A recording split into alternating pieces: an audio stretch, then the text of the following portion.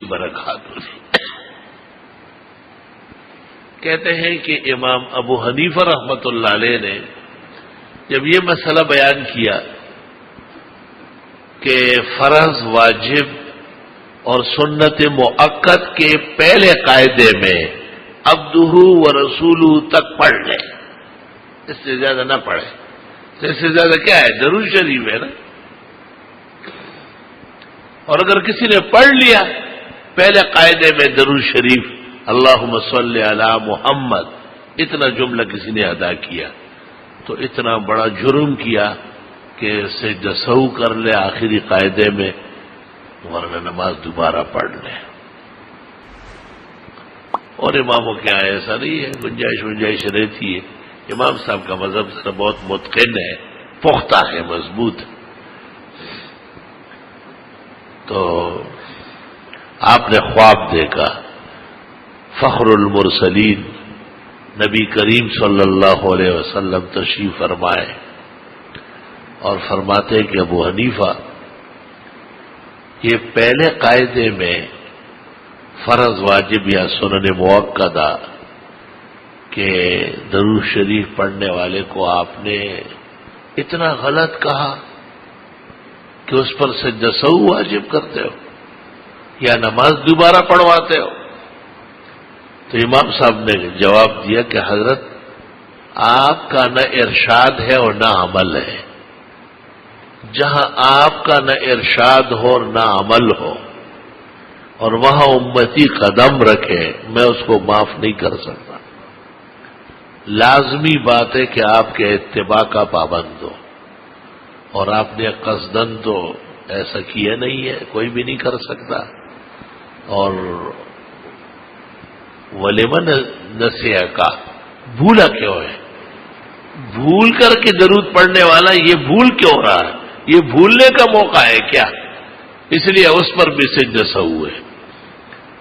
فتبسم رسول اللہ صلی اللہ علیہ وسلم ودعا له ببرکت العلم، حضرت بہت خوش ہوئے اور دعا دی کہ ابو حنیفہ آپ کے علم میں، اجتہاد میں اور مذہب میں اللہ تعالی برکت شامل حال فرمائے۔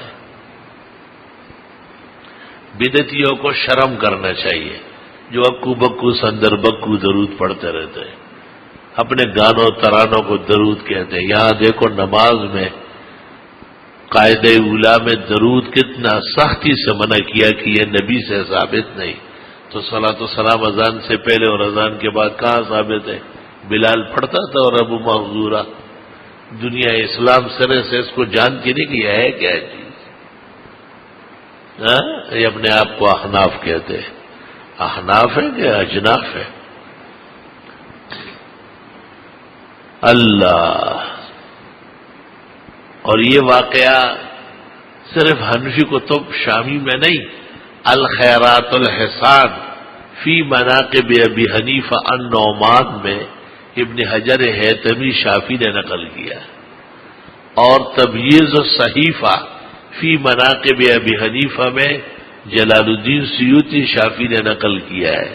سینکڑوں شافعی علماء نے اعتراف کیا ہے کہ امام ابو حنیفہ رحمۃ اللہ علیہ کے مذہب میں بدعات سے بہت زیادہ بچت ہے اور بہت زیادہ اتباع سنت ہے۔